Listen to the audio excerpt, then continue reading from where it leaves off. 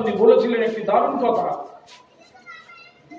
যে আমি যখন বুদ্ধিমান ছিলাম তখন পুরো পৃথিবী বদলাতে চেয়েছিলাম, এখন আমি জ্ঞানী তাই আমি নিজেকে বদলানোর চেষ্টা করি। তো আমাদের আজকে এখান থেকে আমাদের এই প্রতিশ্রুতিবদ্ধ হতে হবে যে আমি নিজেকে বদলাবো, আমরা এখন জ্ঞানী। Now the time has come to say, এই নিজেকে বদলাবো কিভাবে, নিজেকে বদলাবো কিভাবে? There are some way to change yourself. গতানুগতিক যে রাস্তা চলছে ওই রাস্তা থেকে একটু বেরিয়ে আসতে হবে। দেখেন সবাই সামনে দাঁড়িয়ে রয়েছে, এখন মাথা উঁচু করে দেখছি দেখা যাচ্ছে না, দেখা যাচ্ছে না। একটু মাথাটা হেলালে কিন্তু পুরো রাস্তা দেখা যায়, আমরা মাথা হেলাই না। আমাদের সোচ, থট, চিন্তাধারা বদলাতে হবে। এই চিন্তাধারা আমরা যেই রকম ভাবে এতদিন ভেবে এসেছি, আমি আপনাদের কাছে অনুরোধ করছি সবাই মিলে একটু আমাদের চিন্তাধারা বদলাই। এই যে মালঞ্চ, বসিরহাট, বেড়াচাপা, টাকি, হাসনাবাদ, আমরা এটাকে পৃথিবী ধরে নিয়েছি, আমরা এর বাইরে আর কিছু ভাবি না। পৃথিবীর 1000 কোটির বেশি মানুষ, এত দেশ, 195টা উল্লেখযোগ্য দেশ, সব মিলিয়ে 300টার বেশি দেশ, এত জায়গা, এত মানুষ, এত স্কোপ, এত চেয়ার, এত সুযোগ, আমরা কোনোটাই কাজে লাগাতে না পারছি। আমরা ভেবে নিয়েছি যে আমাদের জীবন বোধ এভাবেই চলবে, কিন্তু আসলে ঈশ্বর সবার মধ্যে সত্য প্রতিবাদ, সবার মধ্যে। আপনি বসে রয়েছেন, আপনি বসে রয়েছেন, আমি বসে রয়েছি, আপনি বসে রয়েছেন, সবার মধ্যে একটা সুযোগ রয়েছে তৈরি করা, সবার মধ্যে একটা অপরচুনিটি রয়েছে। আমরা সেই অপরচুনিটিকে আসলে কোনোদিন ব্যবহার করি না, শুধুমাত্র আমাদের চিন্তাধারা বদলানোর কারণে। So first we have to change our thought. How we have to change our thought? আমরা আমাদের এই থট, এই চিন্তাটাকে কিভাবে বদলাবো? দেখেন পৃথিবীতে 3 ধরনের মানুষ থাকে। এক ধরনের মানুষ হচ্ছে লস পার্সোনালিটি। লস মানে হেরে যাওয়া। এই মানুষগুলো সবসময় ভাবে, ও বাবা আমি করবো, এটা তো আমার দ্বারা হবে না, ওই কাজ ও তো আমার দ্বারা জীবনে সম্ভবই না। আবার একটা নতুন কিছু, না ওটা আমি পারবো না, তুই যা। আবার কিছুতে না ওটা তুমি যা, ওটাতে আমার দ্বারা হবে না। কোনো কিছু শুরু করবার আগে মরণের আগে মরে যাচ্ছে। এইসব মানুষ জীবনে যেতে না।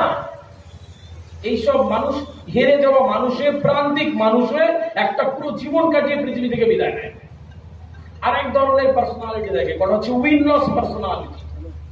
কখনো ভাবে পারবো, কখনো ভাবে পারবো না, না আমার দ্বারা হবে না, আবার একটু চেষ্টা করে, আবার বলে পারবো না, আবার একটু চেষ্টা করে। এরকম খুব মামা কাকার বিশাল ভাগ্য ছাড়া এ মানুষ যেতে না, এ মানুষ যেতে না, খুব ভাগ্য, খুব লাক ফেভার ছাড়া।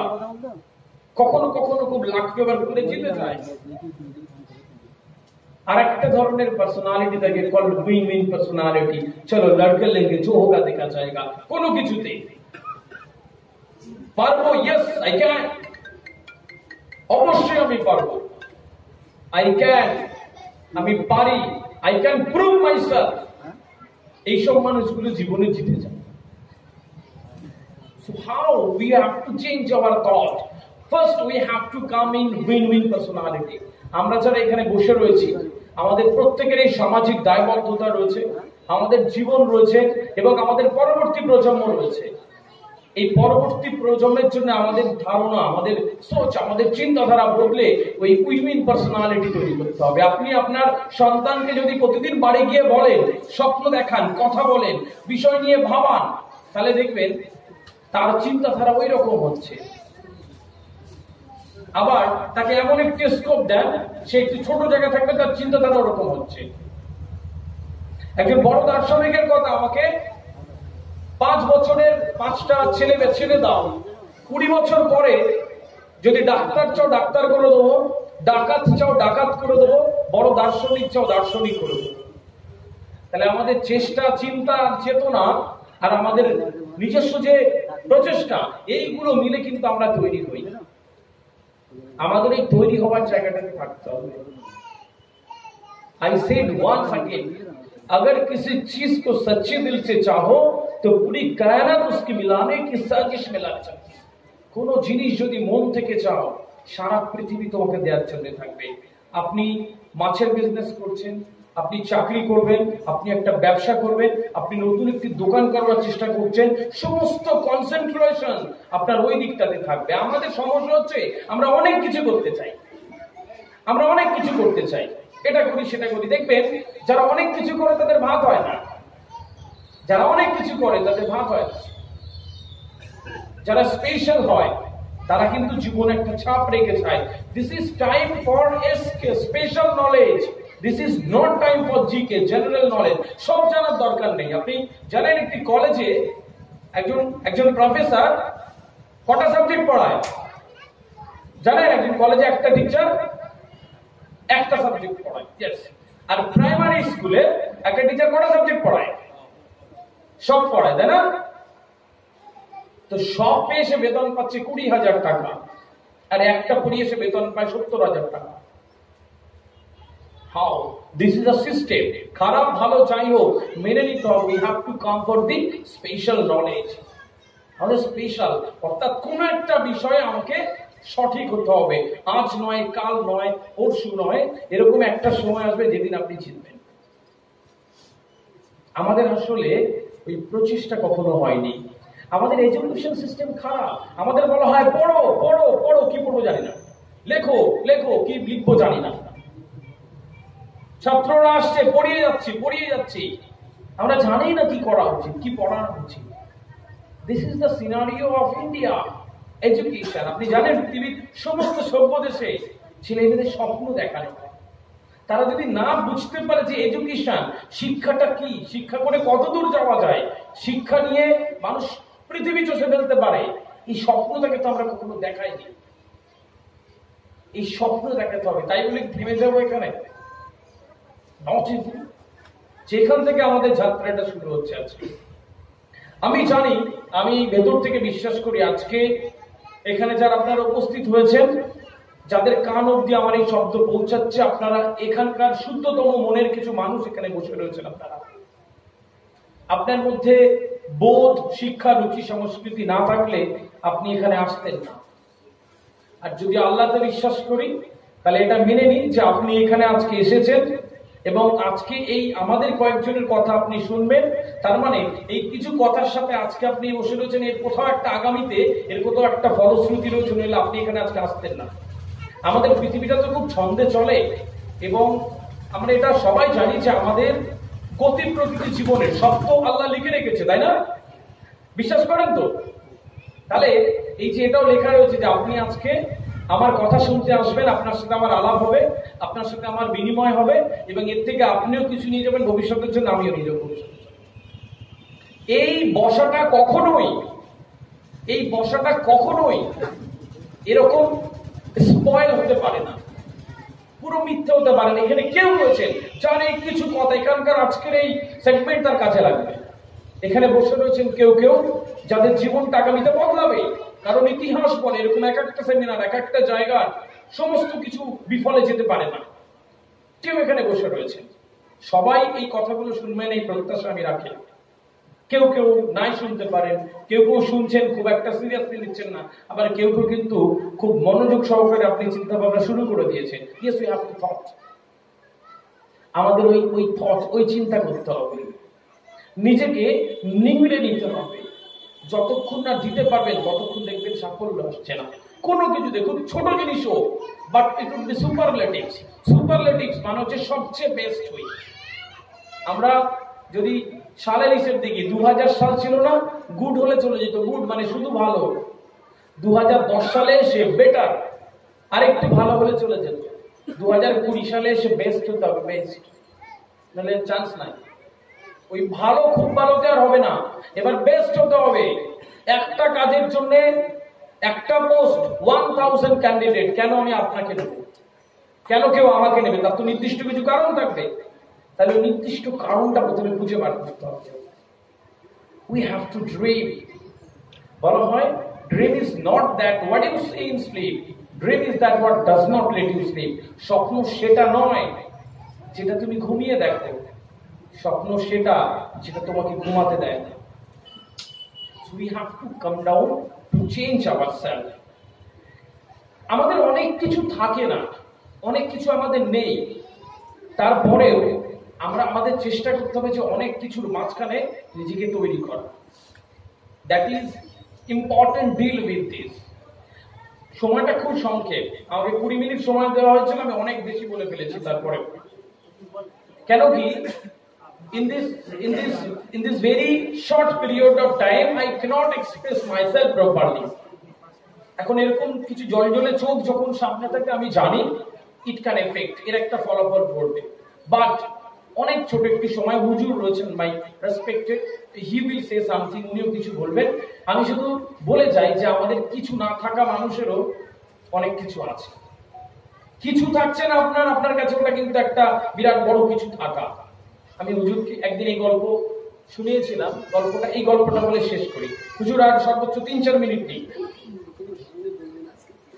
না অবশ্যই বলবেন, 3-4 মিনিট নেই। একটা ছেলে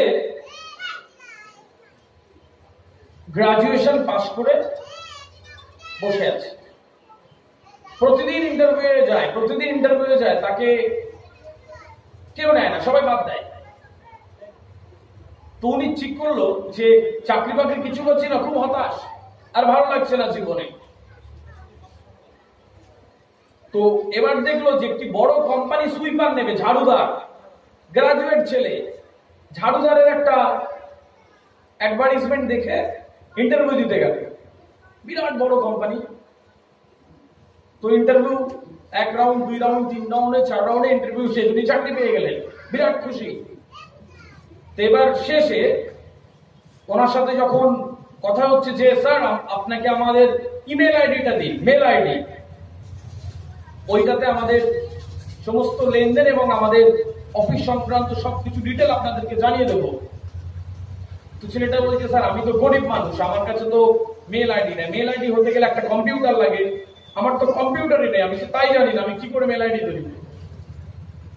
তো বলছে সরি মেল আইডি নেই, আপনাকে চাকরি দিতে পারবো না। অনেক রিকোয়েস্ট করলো, শুনলো না। 3-4 তলা থেকে আস্তে আস্তে সিঁড়ি দিয়ে নামছে, আর ভাবছে যে ঈশ্বর আমার এই চাকরিও হলো না। পথে হেঁটে হেঁটে বাড়ি ফিরছে, এবার পকেটে হাত দিয়ে দেখলো $20 আছে, $20। তো হেঁটে হেঁটে আস্তে আস্তে দেখছে যে কি করবো, এই জীবন আর রেখে লাভ নাই, কিছুই করতে পারলাম না এতদিন। তো হাতে পকেটে যে ওর সর্বশেষ সমস্ত ওর যা এতদিনের রোজগার, তার $20 উনি রেখে দিয়েছেন। যেতে যেতে দেখছে যে টমেটো বিক্রি হচ্ছে অনেক। তো মাথায় কি ভূত চাকলো, $20 দিয়ে সমস্ত টমেটো কিনে বাড়ি নিয়ে চলে গেছে। বাড়ি গিয়ে টমেটো গুলো ধুয়েছে ভালো করে, এক একটা করে ধুয়ে 1 কিলো করে সমস্ত করেছে। পরের দিন সকালবেলা ওর মাথায় এটাই চিন্তা করলো যে একটা বড় ঝুড়ি করে সমস্ত টমেটো রেখে দিয়েছে 1 কিলো করে, সমস্ত বাড়ি গেছে। সব বিক্রি করে দেখলো $20টা $32 হয়ে গেল। পরের দিন আবার কি করলো, সব $32 টমেটো কিনে আনলো, আবার সমস্ত একটা করে ভালো করে ধুয়ে ভালো করে প্যাক করে আবার বিক্রি করে। বাজারে যেই দর ছিল তার থেকে একটু বেশি দেয়, সুন্দর দেখাচ্ছে, সব মানুষ কিনে ফেলেছে। $32টা $38 হয়ে গেল। তো এরকম করতে করতে প্রতিদিন তার বিনিয়োগটা আবার দেয়, আবার কিছু আসে, আবার কিছু দেয়, আবার কিছু আসে। এরকম করতে করতে জোর অনেক টাকা হয়ে গেল, এবং একটা লোক রাখলো এবার, এবং সেখানে 2-3টে ঝুড়ি করে সারাদিন যায়। তারপরে কি করলো, ওই বিনিয়োগ দিয়ে আরো কিছু হয়ে গেল। কি করলো, যে শুধু মাথায় করে হচ্ছে না, একটা টেম্পো গাড়ি কিনে ফেলে। আবার ওই একটা লোকে হচ্ছে না, আরো 2টো লোক রাখে। এরকম করে করে বড় হয়ে গেল। এবার দেখা গেল যে যোগাযোগ হয়ে গেল অনেক টমেটোর ব্যবসায়ীদের।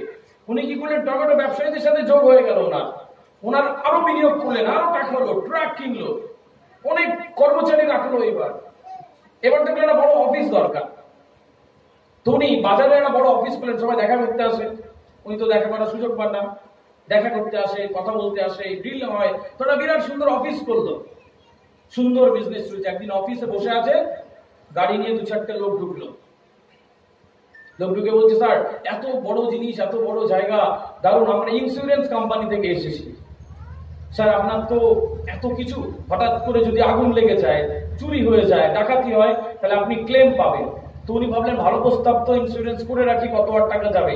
তো ইন্স্যুরেন্স শুরু করে দিলেন, কম্পিউটারে লিখছে। একদম শেষে এসে বলছে স্যার মেল আইডিটা বলুন।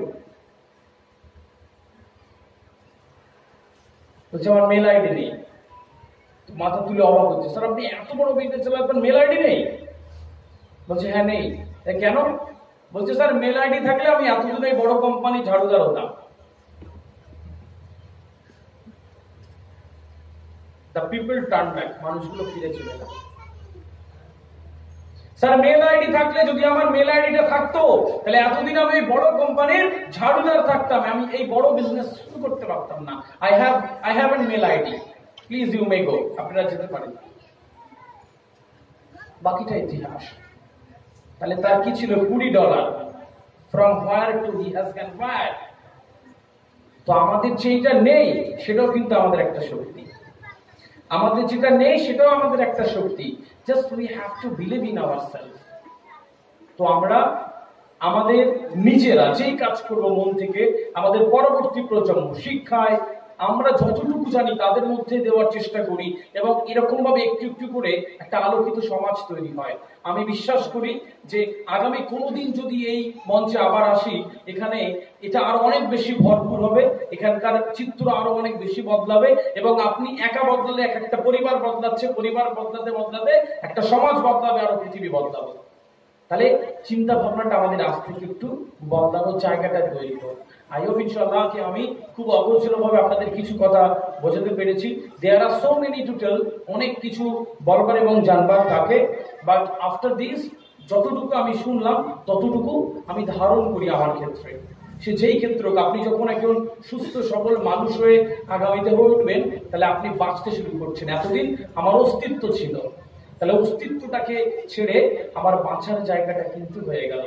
একটা কথা, ওই যে সাফল্য ছাড়া, একটা সাকসেস ছাড়া এই পৃথিবী কাউকে মনে রাখে না কখনো।